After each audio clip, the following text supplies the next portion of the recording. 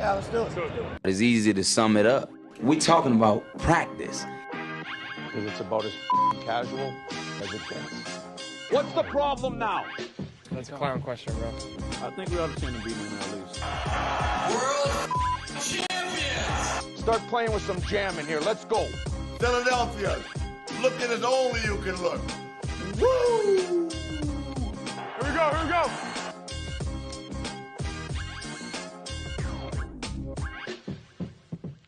I would have guaranteed that AJ would be the one that wants to dump it on Sirianni. Let's see. And Devontae, and With the either way. Uh-oh. Good move there. Oh. Great maneuver. A little okey doke.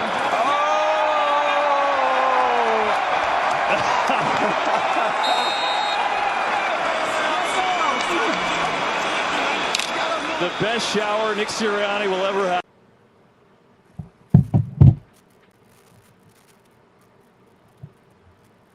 No music.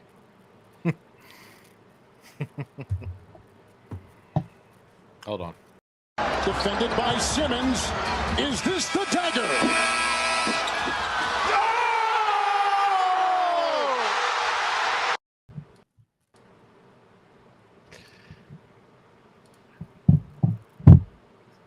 So give us a few minutes, guys.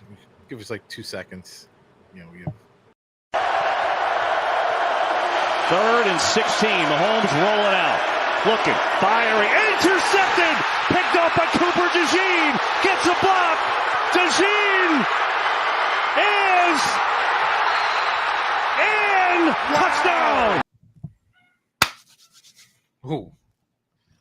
Let's fix this. All right, Eric. At Philly Pod. We are officially live. Yes. After a 22-minute delay. We are live.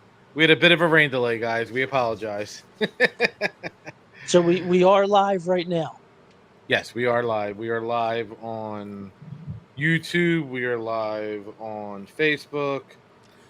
Apologies. Streamlabs decided to crap out on us, and we were doing a show what we thought was for the better part of 15 minutes, and Chris looks up and says, "No one's watching. We usually have viewers," and that is true. Whether they hate us or like us. So let's get your name correct. So lack of entrance. Lack of an entrance and all that other stuff. We were talking, and we are talking training camp. We are talking to later tonight with T. Parsons, Terrence Parsons Jr., who will come on and speak to us. Hopefully, we're going to get him this link. Terrence, if you are watching us right now, check your email, and we apologize for that technical difficulty at this time. So, Eric, if you will... You can shoot the messenger, but take it away.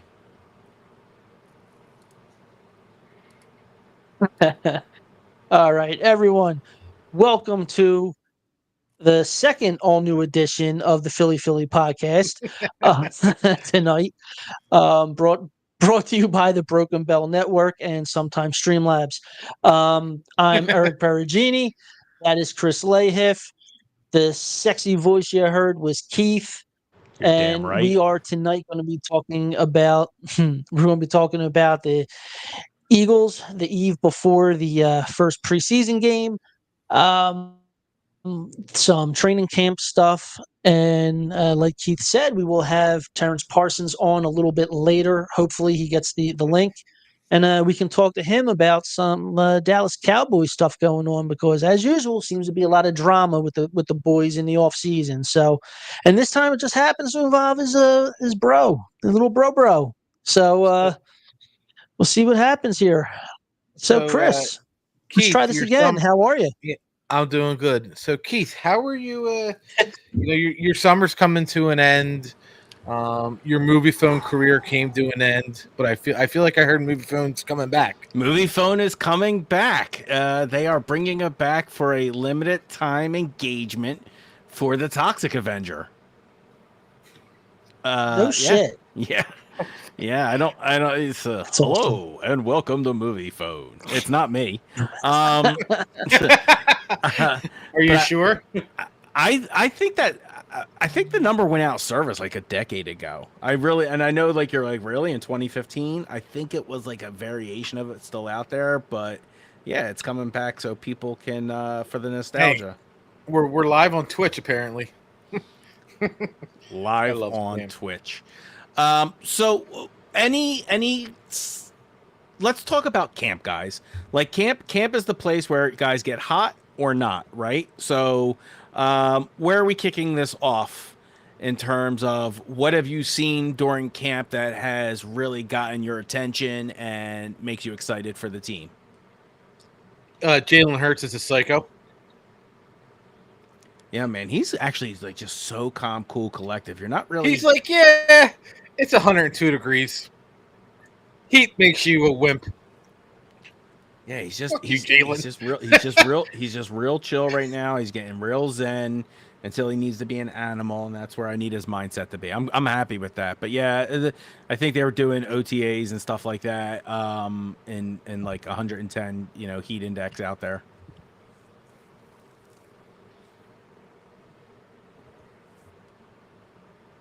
Yeah, and he's like, it ain't no thing. It's all good. For me, I'm extremely excited about Jahad Campbell. Like he's way ahead of schedule. He's off the injury report, looking like he's going to play. Barring injury, looks like he's probably going to be the starting middle linebacker come start of the season. So I mean, from a guy who they thought would start the year on the PUP list to possibly starting game one, I'm super excited about it, man. I mean, like the was a beast out there. Like I think it was like the first day of training camp. He literally threw Dallas Goedert to the ground. Like, all right, there, buddy, chill out. Yeah, Saquon called him. He's my guy. Saquon called him freaky athletic and compared him to Micah Parsons. He reminds me of John Favre's character from The Replacement. I'm kidding.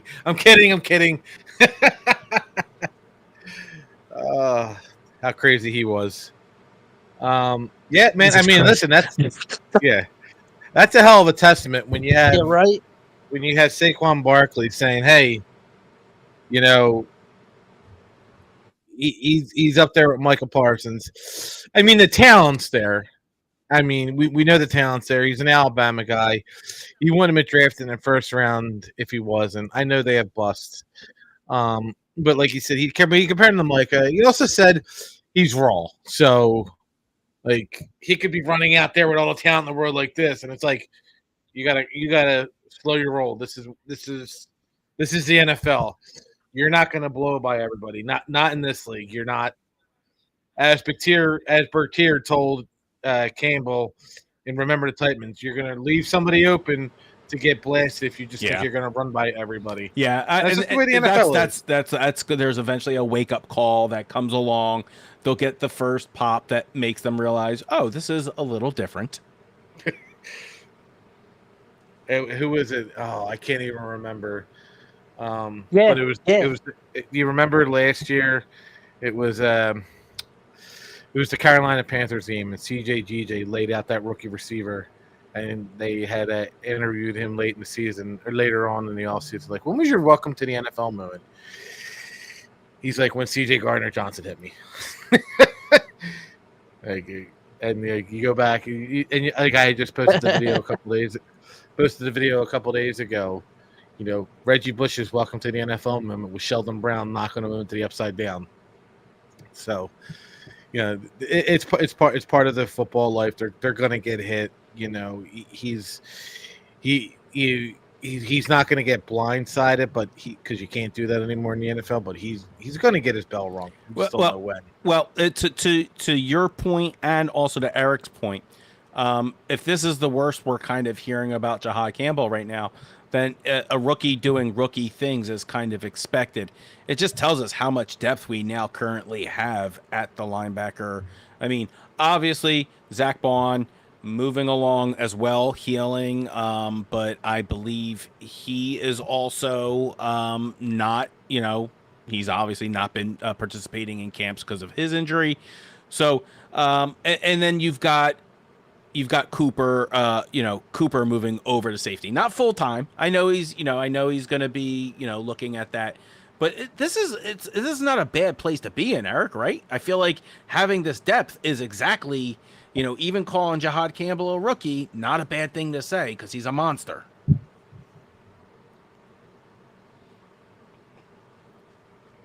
Yeah, no, this team is in a really good spot right now. Yeah, they're still a little dinged up in camp, but with, like I said, with the advanced healing factor, let's just say, for like our apparent new X-Man in Jahad Campbell, he's playing, having a really great camp.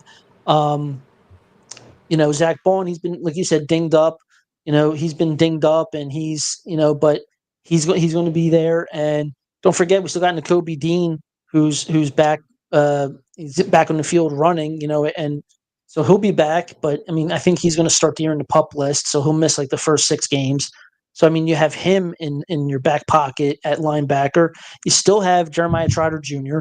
So I mean, and like I said before, we literally have something that we've never had before, which is linebacker depth.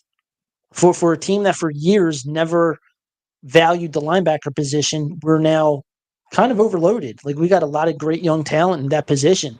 Like you mentioned Cooper moving over to safety, which is a great move.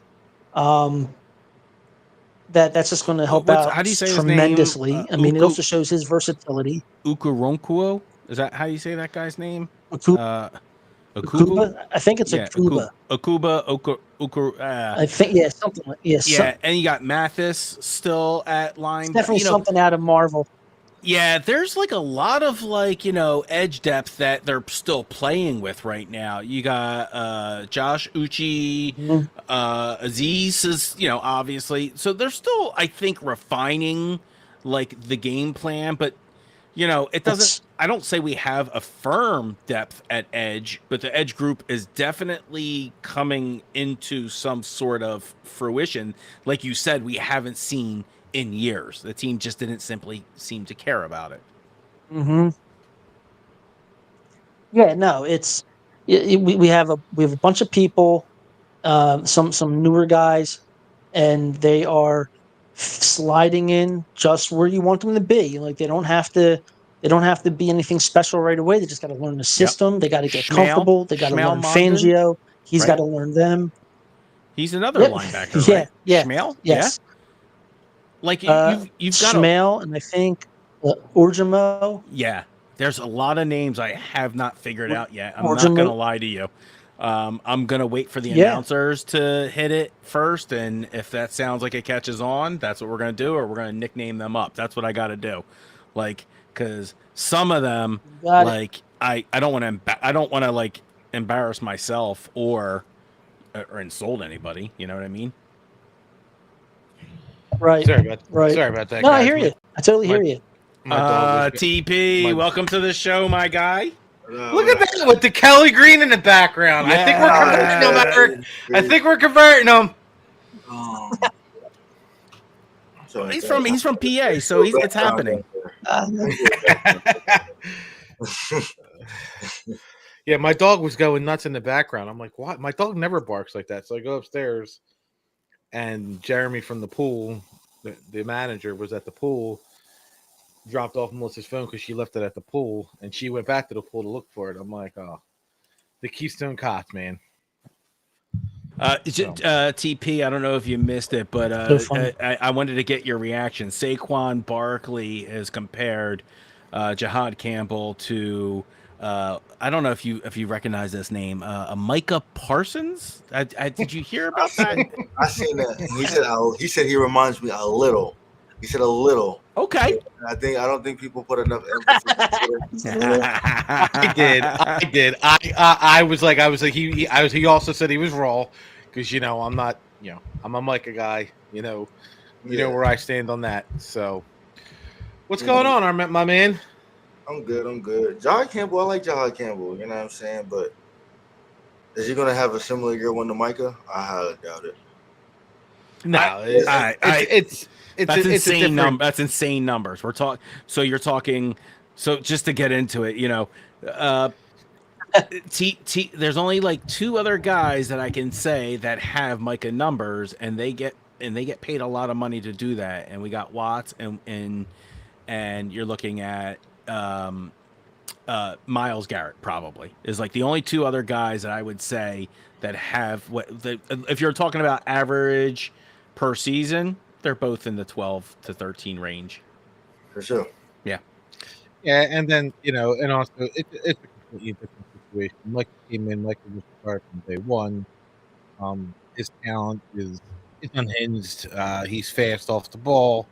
And Jihad, he's fast off the ball, but like Saquon said, he's raw. And there's like, and no disrespect to the Cowboys, but there's no reason for Jihad Campbell to come up and be Micah Parsons. We have Zach Bond, we have Jalen Carter, we have Jordan Davis. We have Nakobe Dean coming back. We have we have all these. This Nebraska tackle, defensive tackle. I forget his name. I know the white guy. He's looking like he might be the steal of the draft. Dean. He's just what? Dean. Yeah, he looks like he's just manhandling people. So he doesn't have to come in and be Micah Parsons. If he comes in and be Micah Parsons, the Eagles are 17-0. Let's just, because that means their defense is outrageous. Like, I'm being realistic, but we don't need him to be, and but that's where I'm at. Like, I have no problem with the comparisons to Micah, because all those years Micah kept him compared to Lawrence Taylor. While Lawrence Taylor was great, they're two different players. To like I don't like the comparisons. Micah's Micah, LT's LT. There's never going to be another Micah. There's never going to be another LT. Plain and simple. Does anyone disagree? Agree? Yeah, no, for sure. Let's talk about Jerryland. Let's talk about Jerryland. I agree with you 100%. So, hey, you got anything to ask him? Talk about? I definitely have to ask. Yeah, I mean, are you surprised, TP? Are you surprised with Jerry's comments as of late? No. Or do you think he's just, doing what Jerry does? Yeah, he's just doing what Jerry does, bro. Like, I feel like as a Cowboys fan or anybody else, like, if you literally look at the history of these things, it's textbook. It's what it is, bro. It's textbook Jerry. Yeah. So like, I thought that would be interesting for you to break that down and talk about, like, I remember him doing it to Dez. I mean, like, that was like the biggest one in my brain, going back to like, this feels like him rehashing the Dez Bryant thing from like 2015, right? Am I missing? Am I like, is this just feel like the old Jerry playbook that, sometimes bring it up in the media, use the media to kind of say there was a gentleman's agreement? But this feels like it's rhyming way too much to me. I mean, it's everybody. Jerry just has a thing, you know what I mean? He got a family-run business. He tries to treat his players like family as much as they can, especially the first-round draft picks, from what I've seen and experienced. And, you know what I mean, when it comes to negotiations, he's the exact same way. You know what I mean? He preferred the agent out of it. I'm pretty sure he knows that the agent's going to try to take him for everything that he possibly can, you know what I mean? And Jerry just believes in, his relationship with the player and what the player's wants and needs are. Once he feels as though he meets the player's wants and needs, I feel as though he just feels the agent isn't necessary. So, you're going to try to get those, behind closed doors deals without the agent.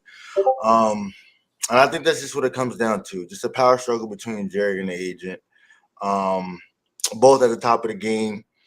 And Micah just happens to be in the middle. For sure. I think the Cowboys have almost always re-signed their elite homegrown stars, right? Yeah. There's never not been a guy of Micah's caliber that hasn't stayed in Dallas.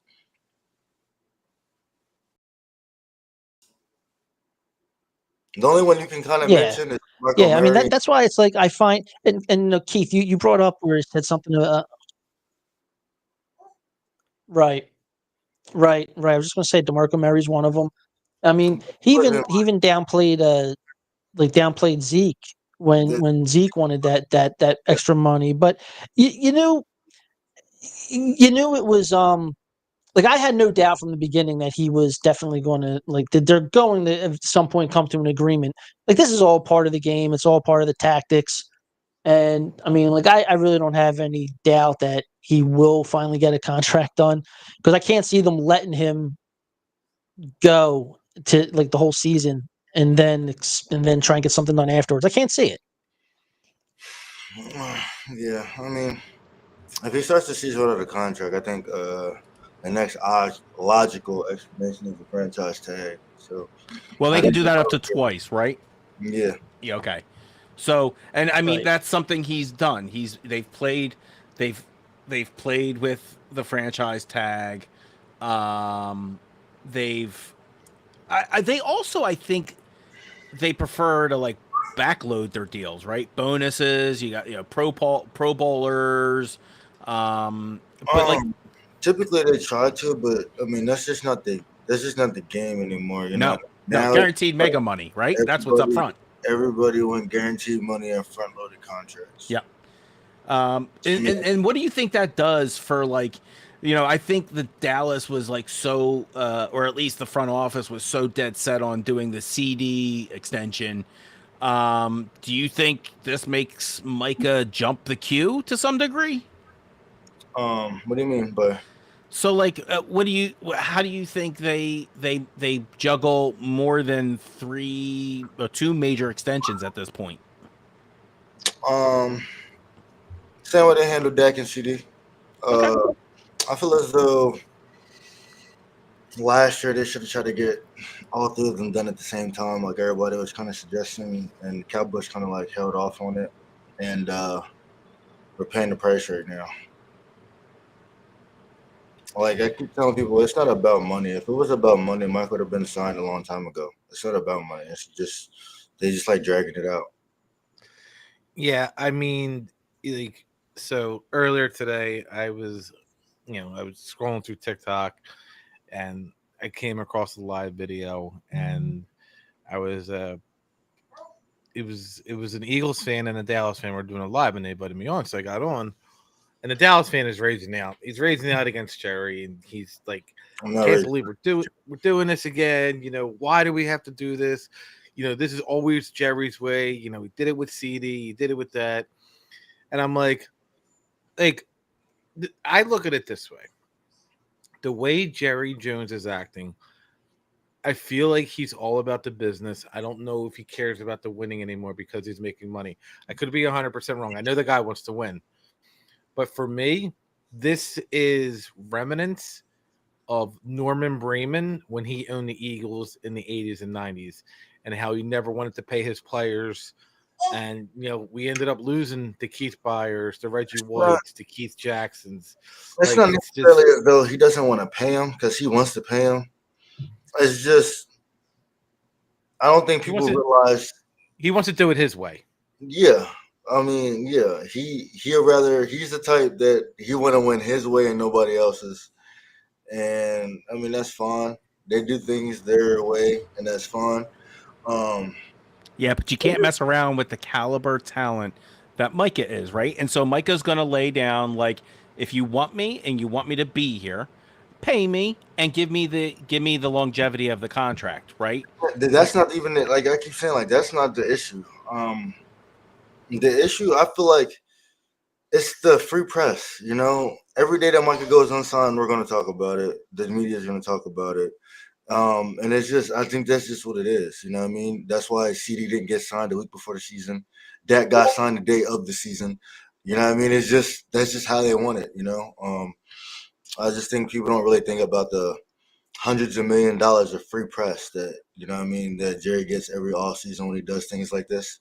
And then, on the flip side, he doesn't mind paying that extra few $1 million a year, when you can get free press. Is the trade request a way to just move it quicker, or to call him out on a bluff for the? I think the trade request more so like just speaks to like the media antics, the clickbait material, what Jerry comes on and says. Because personally, him and Mike have a great relationship. Like Jerry talked about before, a week before the trade happened, we got to spend time with Jerry. Big 12 championship game. We're in Jerry's suite, Super Bowl, Jerry's suite. So it's like, we had Mike and Jerry like had that relationship. It's just, you just can't mix business with pleasure. You know what I mean? I think Micah knows, he pays his agent for a reason. He's the one that's supposed to negotiate my deals.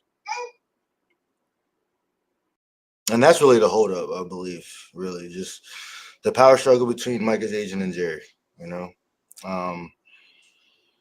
But I do think it gets done. I think it gets done before the season. Jerry knows it's not a fight about money or years or anything like that. I just feel as though they're just not talking. They haven't talked since March, and that's just what it is. I feel like when they finally do talk, they're going to get the deal.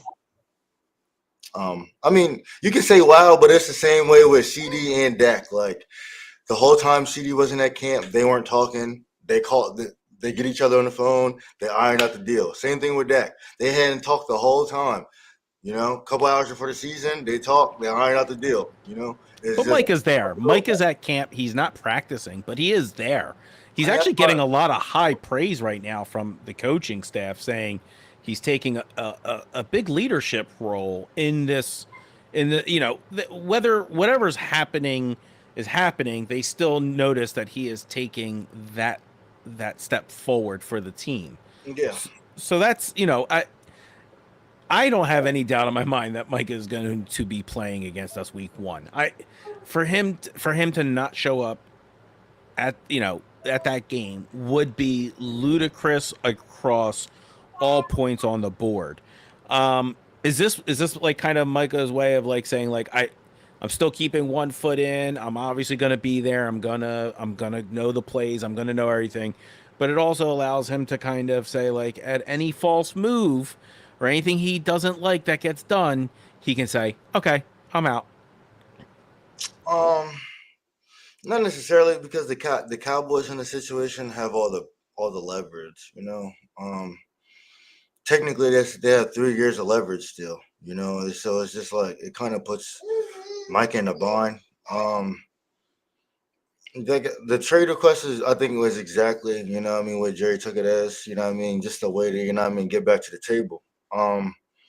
Because like I said, they haven't been talking. And I think that's what really brought the trade request, just because, they hadn't been talking. But yet, Jerry keeps coming to the media talking about negotiations and things like that.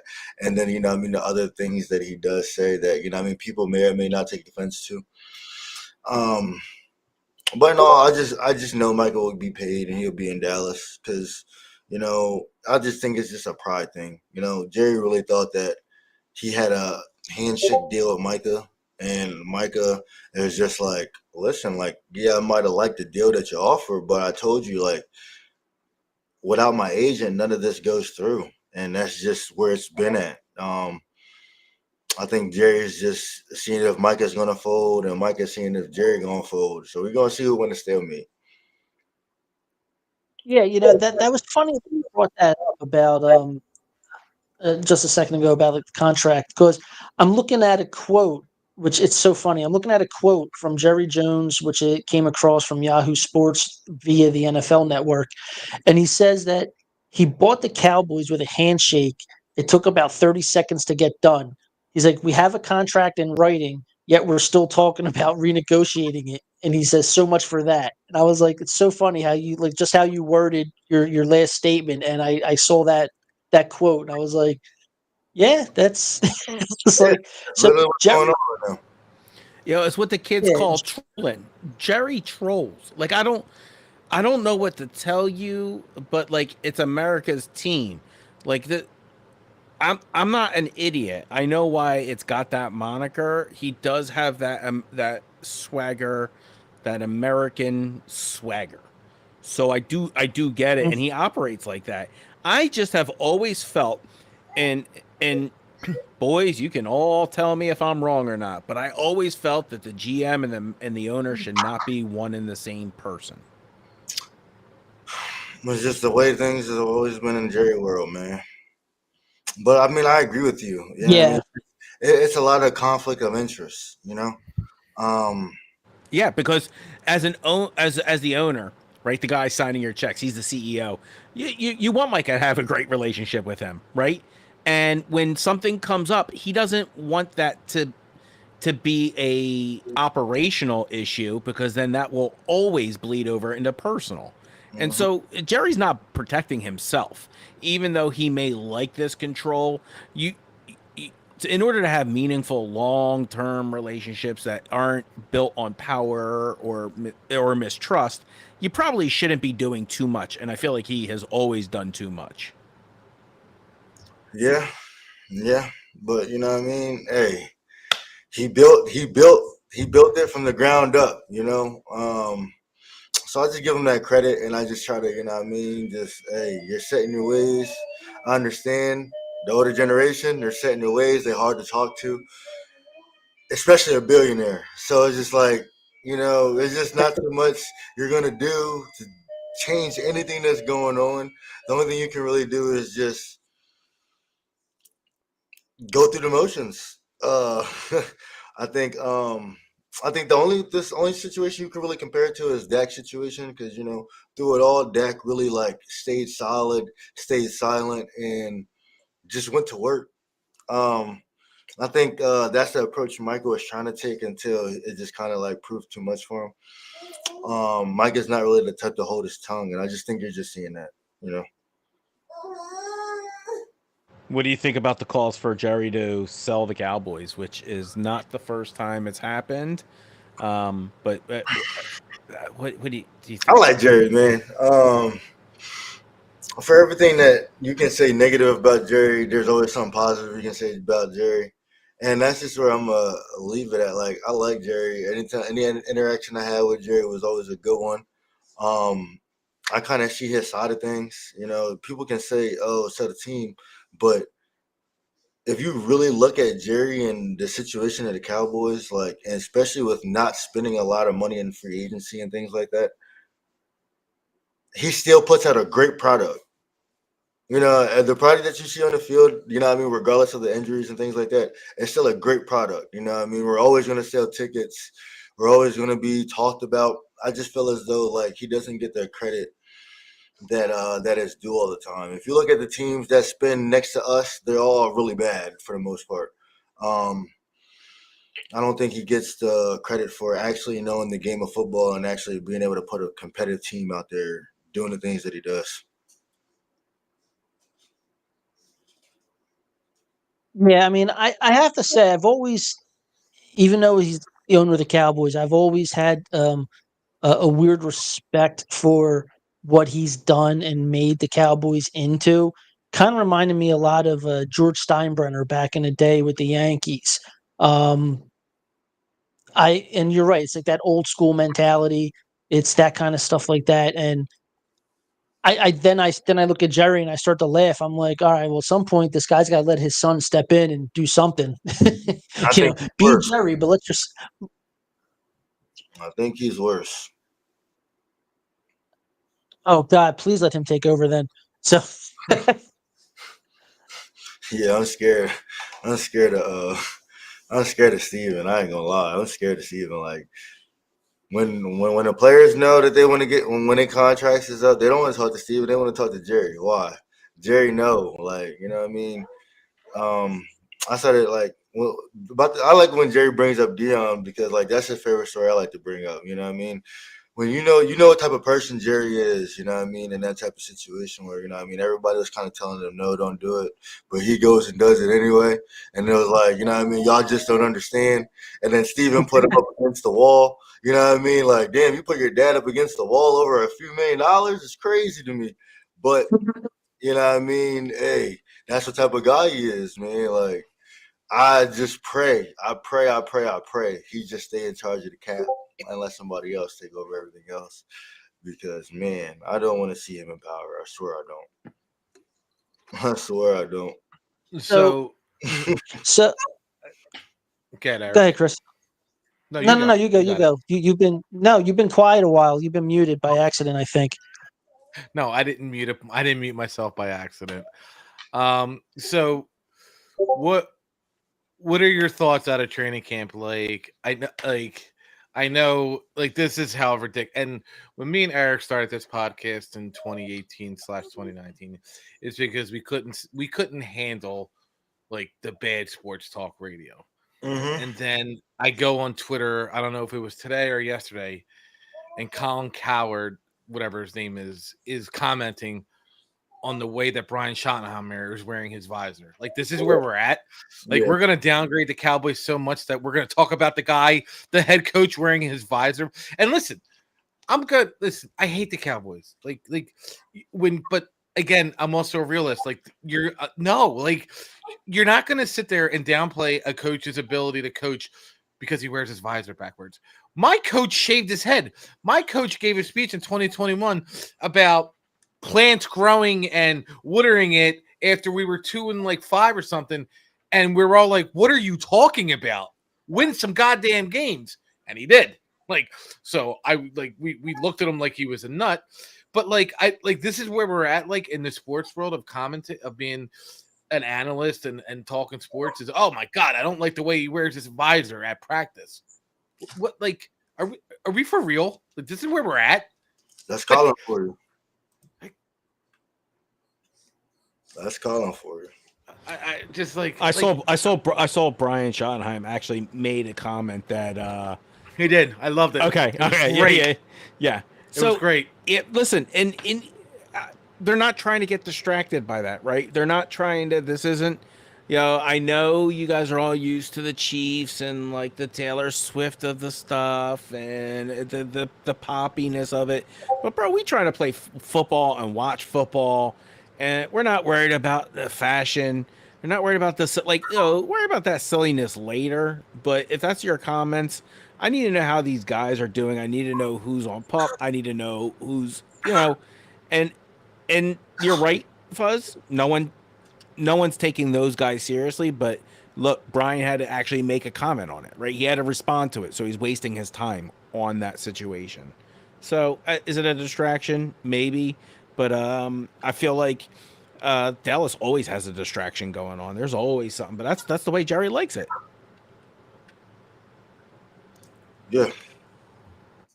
Man, drama sells tickets, keeps you in the... Yeah. In for Jerry Jones... Yeah, for Jerry Jones, any press is good press. He doesn't care. He doesn't care if it's bad. To him, it's getting noticed. It's the team staying relevant. Mm-hmm. And that's how he works. Like, he's a master. He's a master at marketing the team, at marketing his brand. The guy has mastered it after all these years, and I respect it. I made a comment, TP, the other day to the boys. Did we lose Chris? It doesn't really matter. Did we really lose anything at the end of the day if he's not here? I'm going to ask you, and I don't know if you get. I love you. I don't know if you get this reference or not, but it's okay if you don't. Is your brother on a Rod Tidwell contract here? Is he playing Show Me the Money? I thought that would have been last year, but if not, yeah, I guess it will be. And I wouldn't want to be the Cowboys if they make him play on this 5th-year option. Right, because now you're talking upwards of $200 million, right? The price only goes up as this. I think that's the price right now. Right, and so they're willing to. So you're saying at the end of the day, you don't think Jerry cares if he's paying that extra money on it because he thinks he's worth it, and at the end of the day, he thought he was worth it anyway. Whatever it was, 160, 180, he thought he was getting him probably for a steal at that. I mean, I'm only going to talk about what he talked about. Of course. I'm not going to talk about the information that he made public. He said he offered Micah almost $200 million. I mean, just do the math on that. If we talking about almost $200 million, just do the math on it. You know what I mean? So it's like, I don't think the money the money isn't a big concern. I really just feel as though it's just a timing. When Micah wanted to get signed, Micah wanted to get signed around the same time that Dak and CD were getting signed, and the Cowboys weren't ready to do that yet, and they wanted to wait. And then when they waited and they offered Micah that last contract in March, Micah would have signed that deal had they did it the year prior. He would have signed it, and Micah would have been the highest paid and all that other good stuff. But they decided to wait. And when they decided to wait, now when you wait, now the top edge rushers in the game are coming up. Now the timing for Micah isn't right, And that's basically what, the agent was saying. Like, yeah, you could sign that deal and, be the highest paid or whatever the case may be, but you're going to sign it and then you're going to be the highest paid for what? All of 2 minutes. And then, that's when it's just like, okay, well, they hit him with a counter offer and didn't hear anything bounce back, So it's just like just timing, and the Cowboys just want to do things when they want to do it. Again, no doubt in my mind, he's gonna have. He's going to be in Dallas this year. I know, Eric. It's crazy. I 100% agree with you because I think we've all said in private that. If you take a look at it, even Vegas is like, yo, that's a plus 1,000 to both New England and Philadelphia for him to be in one of their jerseys this season. I hear you. I know and I agree, and that's obvious. And a division rival, stop it. That's never going to happen to the Eagles. Yeah. That's never. Jerry would rather let Micah sit all year than let him see what happened with Saquon Barkley. Yeah, 100%. He's not. He will not be the laughing stock of the NFL. 100%. I just don't see in today's game. I just don't see a team giving up 3 first-round draft picks and then paying a guy $45 million to be an edge rusher. I just don't see it. Another team, I don't see it. You're bargaining. You're bargaining your future, and then you're paying a defensive player like a quarterback. I just don't see it. Until it happens. Until it does happen, right? Because then the first non-quarterback contract eventually happens. And so we are starting to see that. You're starting to see these non-quarterback positions make more than quarterbacks. And I don't know. What I'm saying is no other team other than Dallas is going to pay that kind of money. I hear you. No other team. No, there's teams that are going to pay that kind of money. But I'm saying, like, what team is going to pay that kind of money and mortgage their future without a quarterback? You know what I'm saying? Like, that's what I'm trying to get at. Like, Tampa Bay is the first thing that came to mind. The only teams that I see mortgaging their future like that aren't teams that are trying to win now, and that's a win now type of move. I don't know. We've talked about this. I think over the season. I think we've talked about Tampa Bay being the team people should start worrying about because of how aggressive they are starting to be. But that's neither here nor there. They still have a couple other things to work on. Is he starting? How about that? September 4th. What are your thoughts? Is your brother starting against the Eagles? I'm gonna say yeah, because I don't think Mike is gonna miss any games. Not without injury. So I'm gonna say yeah. Love it. Absolutely love it. Yeah, I agree with that. 100%. I don't think he'll miss any time unless it's due to injury. Yeah, I don't. God forbid. Like, and Jerry kind of alludes to this too. You know what I mean? When he say Mike is getting paid $22.5 million to watch practice right now. Jerry's not stupid. Micah was making $3 million last year. He gets a $19 million pay raise. To miss any games would be foolish. When we're talking about, so I just don't think he's gonna miss any games. That's just not what type of person he is. No, I've actually I've met your dad before at States for he was at a basketball conference, but I think he was there when it was like a bunch of football coaches were also there to support. Mm-hmm. And just like I said, just from this, it seems like cut from the same type of cloth.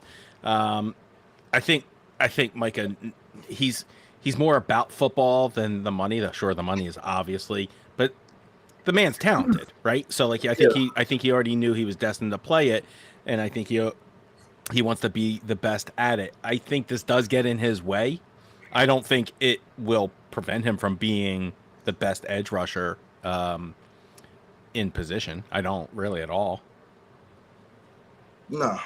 Yeah, I was about to say, for him, it's about more than money. Well, obviously, money is a big part of it, but it's about more than money. I mean, you think he said if you didn't love it, there's no amount of money that you could ever give him to play it. So I just think the competitiveness, he's not gonna miss no games with his guys. He wants to win. He wants to be one of the best to ever play this game, and you can't do that sitting out.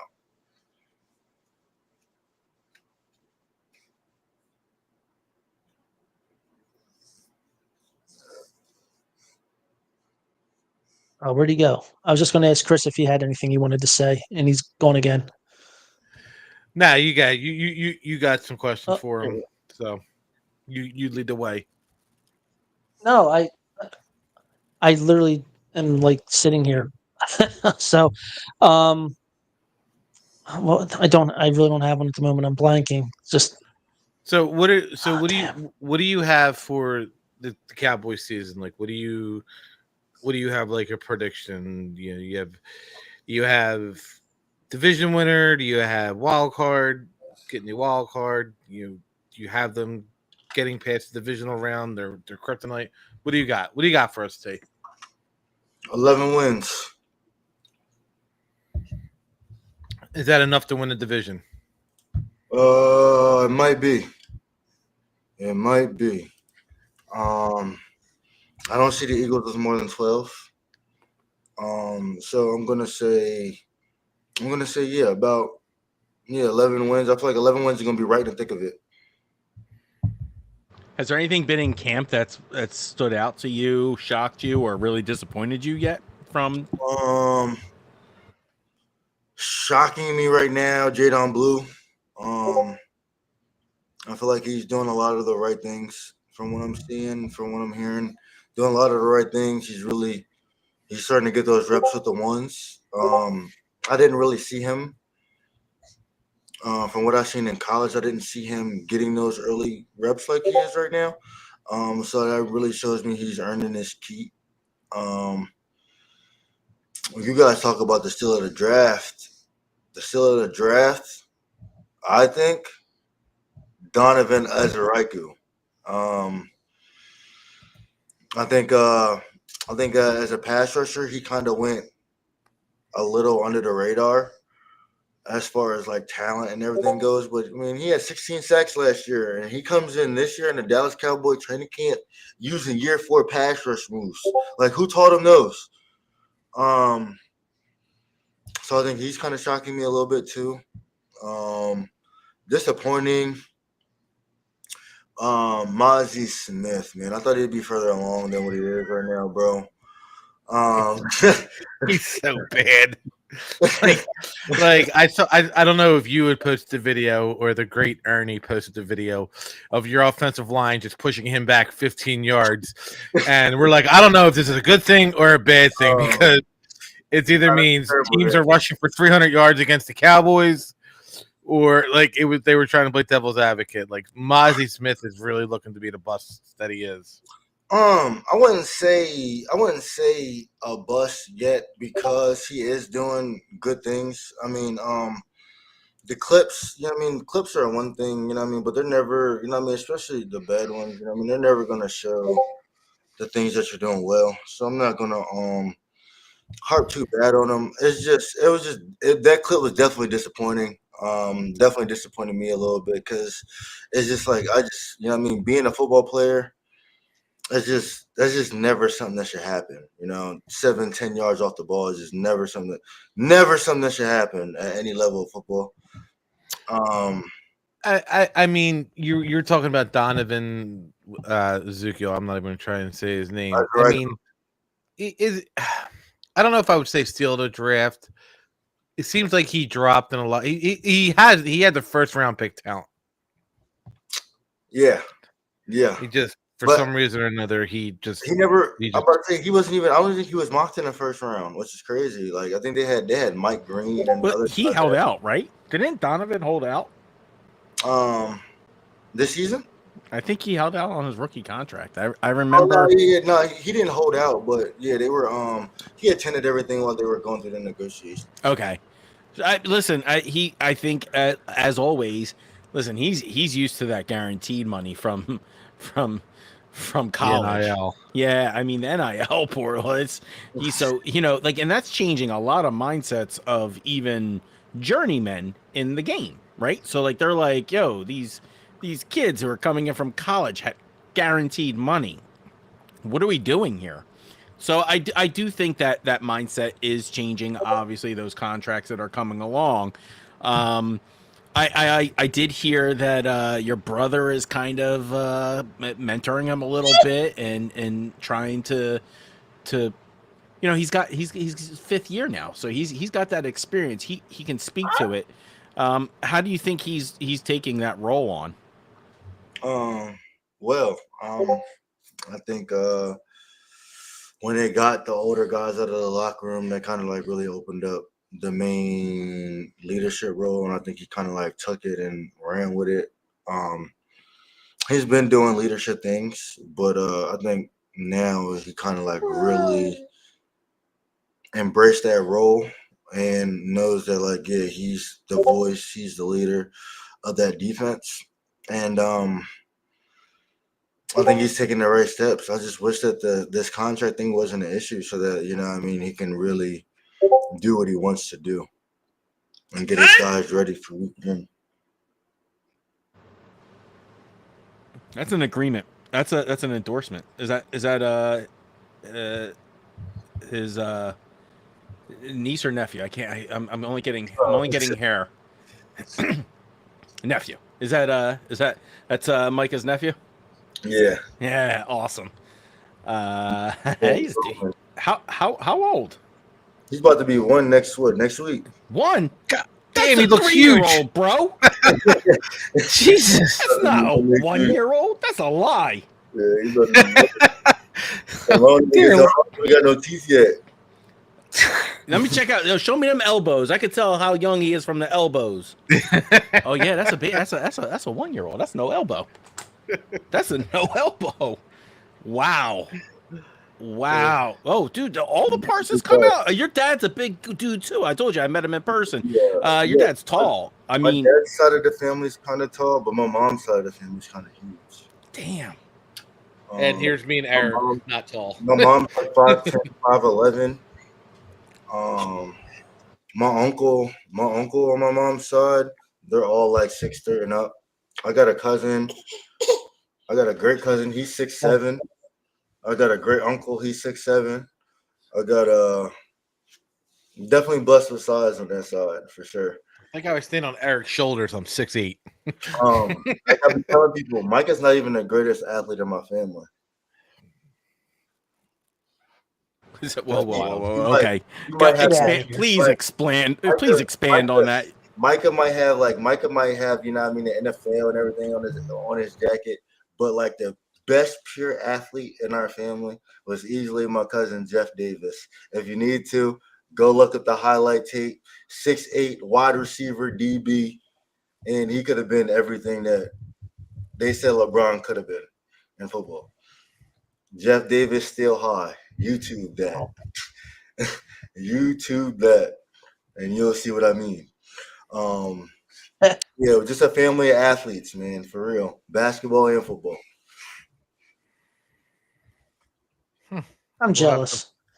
If I wasn't Italian and short and liked pasta, I would have been something.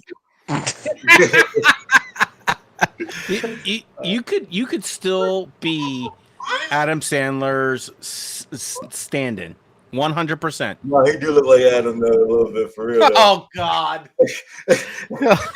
Oh man. Adam and Lil Nicky. Oh man. Did he just say by a shovel? My man just said you look like you got hit by a shovel. That's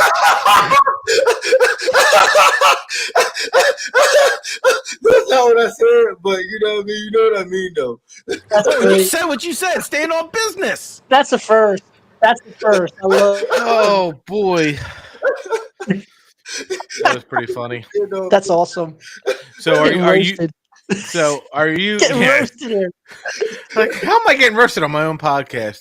So are you gonna be in town for the home opener for the Eagles home opener? Listen, it's gonna depend on Michael. I ain't gonna lie to you. If he sits out, I'm not coming. But if he, I'm coming.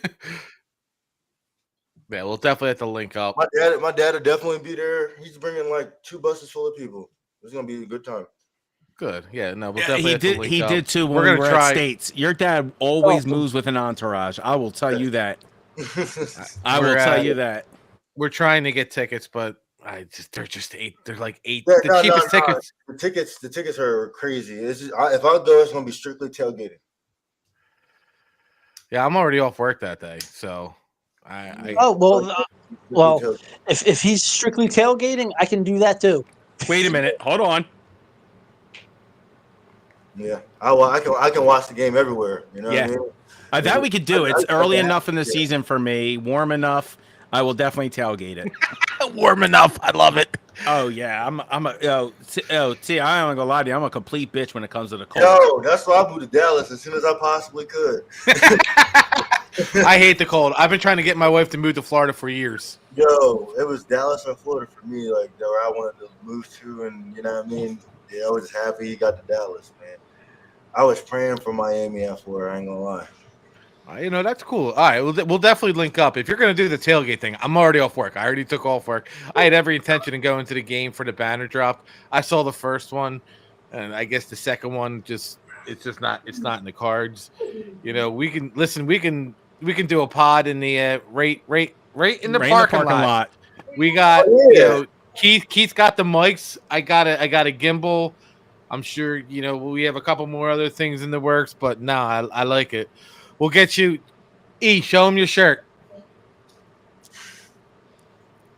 Show him your shirt. On. We're gonna get you one of these shirts. One of them. I'm dead. I'm not wearing it. But, what about this one? Okay, I can do that one. Okay. All right, we'll get him a Broken Bell Network shirt. All right. We'll get you a Broken Bell Network shirt. I can't wear it. I keep it though, but I won't wear it. I keep it. I hang it up or something. But we'll get you one of each. We'll work. We'll get you that. Yeah. And if your dad's gonna be there, we'll hook him up with some gear too. Yeah, no, that's gonna be a good time for sure. His dad's gonna be in the stadium, I assure you. Oh shoot, not his cheap ass. Unless Mike can get his ass a ticket. Oh wow! I love it. Call him right out. Nah, because we really the same. Like me, Mike, and my dad. Like we don't believe in overspending. We don't believe in that. Like, hey. I'm with you. I got like rules on T-shirts. Like I can't spend over a certain dollar amount on a T-shirt. I'm with you. Yeah, but he just bought a fake motorcycle. It's a yo. Don't be making fun of my Can-Am. He making fun of my Can-Am. TP. Don't tell him. Don't do that. He bought a 3-wheeler motorcycle. So. All right, well, TP, before we head out, tell us where you have you have your own podcast. Yeah, I just started my own podcast. I've been a little lacking on it just because college football and Madden, you know what I mean? I'm a real big gamer, so I've been a little lacking on it. But I will be dropping content when the Cowboys get back from Oxnard. I will be giving exclusives. You can find me Cowboys First. That's my personal podcast. I got a podcast with me, myself, Tad Prescott, and my guy King Capers, Unwanted Opinion. That podcast, we do a little bit of everything from debates to talk shows. We even do a little bit of NBA coverage. Yeah, man, just come mess with us. We're going to have a lot of content out. Yeah, Dallas can't afford to lose their best basketball player and their best football player in less than a year. That cannot that's happen. The reason why it's not happening. You know what I mean? After Luka, man, they know they got to walk on eggshells around here. For real. TP, make sure you stay on after the show so I can get your Steam. If you a gamer, I'm about to find out. If you play for real, especially college football, hey, got a dynasty league going on right now. Looking for a couple new users. Yeah. You play it on. What do you play it on? It's cross-platform. It don't matter what. Just want to make sure. I just want to make sure there's no rules. I'm on Steam, so that's where I'll be. Where's Steam? Steam is for the PC. Okay. So now, how does that work now? So, I'm not sure. I didn't know if PC had cross-platform. We're about to find out. I will definitely look into it. Yeah. What kind of controller do you use? I use a PS5 controller. Okay. So like I definitely like I still play. So I just got 26, but like I haven't really cracked it open because I'm still playing away on 25 NFL 20. You know, like I can't give it up right now, Madden. You got a PlayStation at all? No, I can't. I can't with that. Mike, that's for my kids. Consoles are for kids, bro. I'm a grown man. Listen. You can do both. I mean, they got an Xbox upstairs. I mean, I could probably pull that Xbox off of them, and they wouldn't know the difference. I'm gonna say, I'm not sure how it works with PC. I can look into it. But if you have a PlayStation controller, I feel like you might be good. Okay. I feel like you might be all right. I would definitely let me do some research on it right now, actually. But yeah, if you can definitely get in there, hell yeah, we can play, bro. You got a 24-hour advance going on. We're going into year 2, literally just now. You got it, yeah. I have no idea what you're talking about. I know Eric has no idea what you're talking about. Yeah, you guys are gamers. It's okay. It's fine. I don't know. You guys gave up after Super Mario. We're here scheduling clips. See, Keith, I remember Keith now. He don't got his face on, but I remember Keith now. He's the young guy. Y'all old as shit. That's what's wrong. No, whoa. He's like 2 years younger than me. No, but you really old as shit though. Like you really are. All right, I did not come. All right, so let me see if I get this straight. Old, it makes you older than you are. So then we roasted Eric, and then we roasted me. Eric, how about you take us out? But seriously, so you have unwanted opinion. Is that what you and Dak's brother? Yep, unwanted opinion, and then my own personal is Cowboys first. Okay. Links everywhere: TikTok, Facebook, Instagram, Twitter. All that good stuff. Whenever these guys want me on, I'll hop on. Yeah, just email me all those links for all of your accounts, and then I'll attach it to this video and the Spotify upstream we do when we post this to Spotify. How did you get on Spotify? That's what I want to know. That would be Eric. How'd you get on Spotify? You gotta apply with them, or what you gotta do? What up? Spotify. When I got on Spotify, when I got on Spotify, it came free with at the time it was an Anchor podcast account, and Anchor got bought out by Spotify. So when you used Anchor as a podcast host, they would get you automatically on Spotify sites for free for podcast sites to host your podcast. And Anchor was bought out by Spotify. So if you go to Spotify for podcasters, you should be able to create an account that way. Yeah, because I'm trying to get on Apple Music and Spotify for sure. Yeah, I'm sure you two can link up. I'm sure he has no problem helping you if you need be. Yeah. Spotify is like it was the first thing that I was ever on. It just popped up. I was like, oh man, I'm on Spotify. Okay. Sounds good. So it was when before Anchor got bought out. That was like the easiest. It was a free, easy site. But it's really good.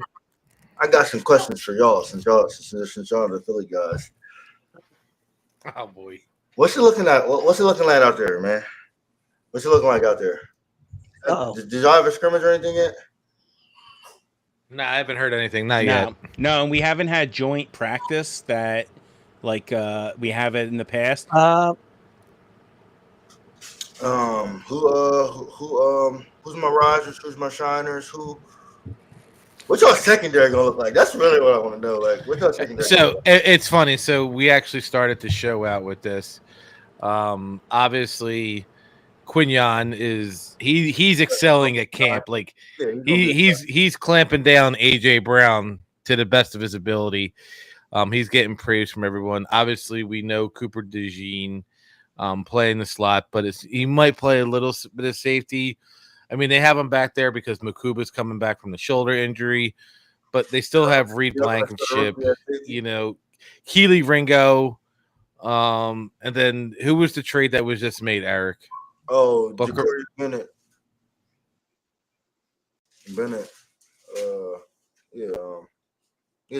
Bennett. I think that's his name. We got I forget his name, the cornerback from the Raiders. Yeah, Ja'Cory.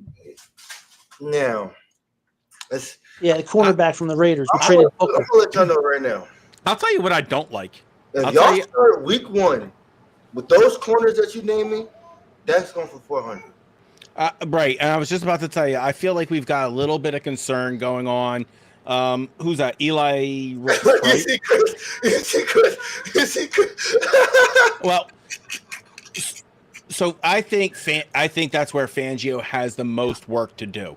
He has inconsistency at cornerback right now. So like I think they were trying out guys and they were putting people in spots. I think like I was saying, Eli Ricks was one of the guys they were really hoping that would flash out in camp. Really hasn't happened. Some people say that it's just really sketchy past Jahad Campbell when it comes down to edge rushing. So like that's another. Yeah. I get it. I've been saying it. I'm just happy I finally come across some people who are gonna keep it real. I mean, listen, they're gonna, I'm gonna be honest with you. I'll be shocked if Dak throws for 400 with those. I'm just saying. I'll be shocked. I'm gonna be honest with you. What about 300 then? 300 is the minimum. 300. I mean, that's what the NFL is today. Yes, 100%. 300. Not against the Eagles defense. The way y'all play that cover 2, cover 4 shell. Not against y'all. All right, so Eric's got to head out. So I'll finish the show. I know he's got to take care of some stuff, so he's gonna head out. Get a. All right, Eric. Yeah, man. I just want to say, hey, TP, thanks for coming on, man. Have a good one. You too, man. Thank you. Yeah, and then hey, I'll start a group chat with me, you, Terrence, and Keith about this tailgate. So, yeah, I mean, listen, I know that I know the Eagles' defense is tough, but they have a mark on their back. I just think the front four is what is going to make the difference. I'm saying the Eagles front four. Between Jordan, the front one. Well, we're going to disagree to agree. I think between Jalen Carter, Jordan Davis, Ty Robinson, everyone else, like I just think Nolan Smith and all that. I think, but then you're going to turn around and say that. Then what about the Eagles' offensive line? You guys are not going to touch Jalen. You're not going to touch Saquon. There's a better chance of you tackling Saquon Barkley than Mozzie Smith. Hey, Chris. Hey, I know your offensive line is good and everything, but your offensive line was good last year when we sacked Jalen 3-4 times in the first half and caused a fumble. I remember that one. I ain't gonna lie, I remember that. We're gonna be able to touch him. That's one thing for sure. 2 things, we're gonna be able to touch him. Okay, but can we stop the run? or at That's least where it's going to come down to. And the Eagles' strength is the offensive line, is the running the ball. And at the end of the day, it's going to come down to: are you going to be able to stop Saquon? Are you going to be able to stop Jalen? And then if you have to turn around and you have to force them to throw, is Deron Bland going to be able to stop AJ Brown? I don't think he can. Are you going to be able to stop Devontae Smith? Jalen going to do it for us. You know what it's because you know what it's going to be. It's gonna be one of these old Western shootout, right? And then we're gonna get y'all out of there running that ball, right? And then next thing you know, Jalen gonna be throwing it to the other team.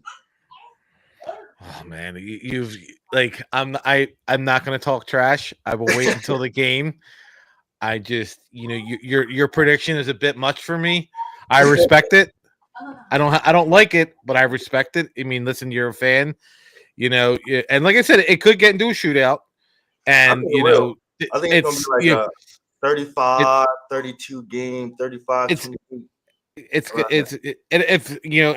is that, I don't know if that's a good thing for the Eagles. I don't know if that's a good thing for the Cowboys. I don't know, because in defense, is the defense getting exposed, or is it just good football? I think that's the best way for the Cowboys to win. They gotta kind of turn it into a shootout where y'all can't run. I think that's gonna be the Cowboys' main recipe for success. Being able to turn games into shootouts and being able to get after the quarterback and create turnovers. That's the only way. That's our only real formula. But that does. But like you said, that only works against certain teams. It's not going to work against the Eagles. Is it going to work against the Giants? Yes. Is it going to work against the Commanders? Yes. What I do like is what we're doing with the defense and trying to stop the run. Is we're not trying to stop the run with a D tackle. We're trying to team stop the run. I think that's going to be more effective than people realize, because Eberflus has never outside of Buckner, he's never had a top tier defensive tackle, and he's always had a top tier run defense. More years than not, I should say. You know what I mean? Listen, we'll see. We're definitely going to link up before the season starts. We might. If you're around that Wednesday before, we'll definitely bring you on.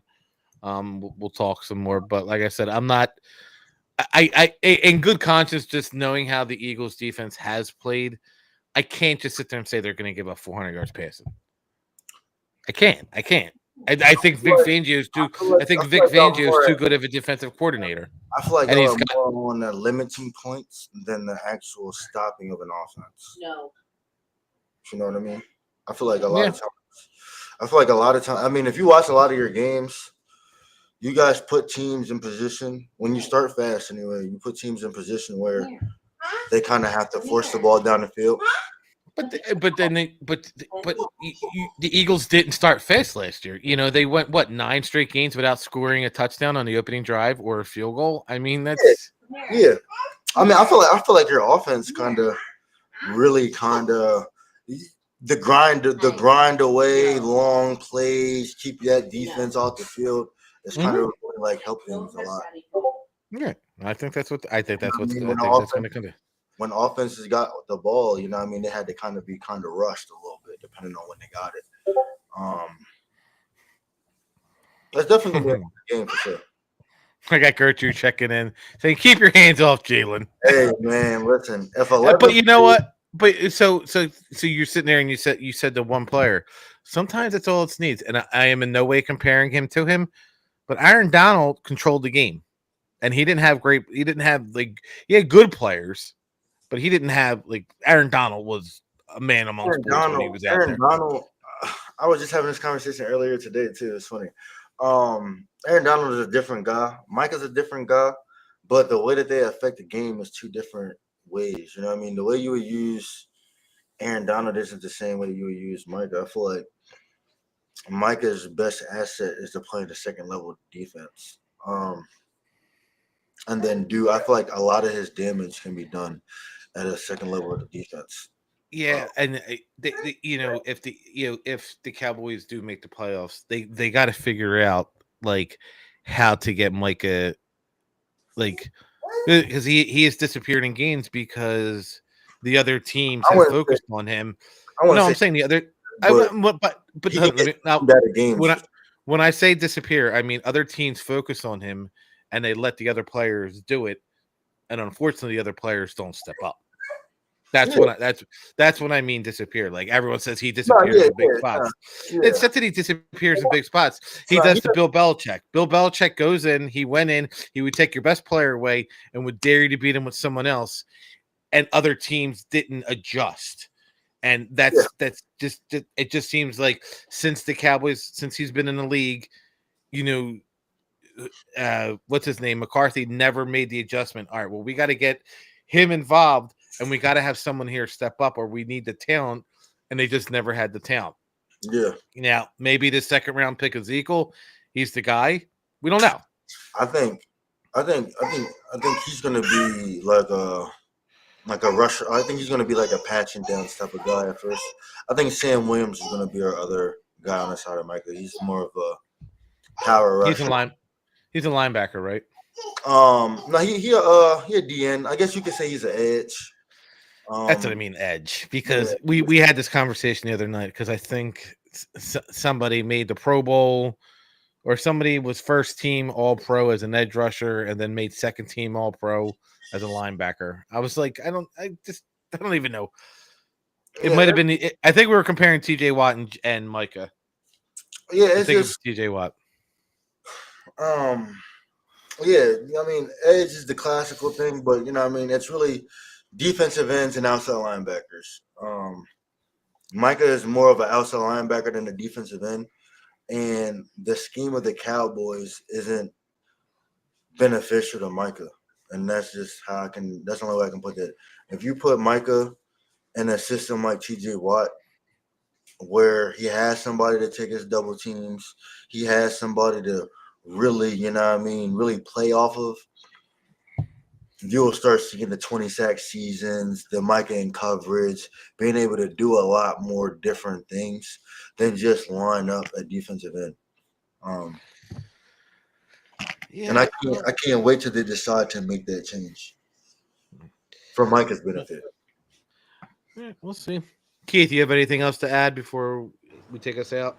No, I think honestly, I'm excited now to possibly do a live pod from the parking lot while we're watching this game. So let's not flake out on each other. And if you're going to be here, let's get this done. I want to see little baby. Little Gronk. So what's his name? Roman. What's up, Ro? What's up, Roman? Oh my gosh, that's crazy, Ro. So no. Thanks for having me, guys. Keith, you should DM me. We'll talk about this. We'll talk for about sure. that. Yeah, I'll hit you up. I got you. I'll text you a little bit. No, you two gaming nerds. Listen, I'm jealous. I don't have time. If I had time, I would game. Like that. But I don't have time. Tomorrow, I'm hyped. Oh. So, I'm hyped. all right. Keith, you want to take us out, or you want me to take us out? You got this, big boy. All right. Special shout out to TP. Make sure you check out his podcast. He's on all socials as Terrence Parsons. Check him out. You have YouTube too, right? Yep. So I want to thank everyone for joining us tonight. The Philly Podcast, brought to you by the Broken Bell Network. For myself, Eric, Keith, Terrence, thanks for joining us. And then You want Philly? Yeah, let's do it. It's easy to sum it up. We talking about practice. Because it's about as casual as it gets. What's the problem now? That's a clown question, bro. I think we ought to send the B-man at least. World champions! Start playing with some jam in here. Let's go. Philadelphia, looking as only you can look. Woo! Here we go.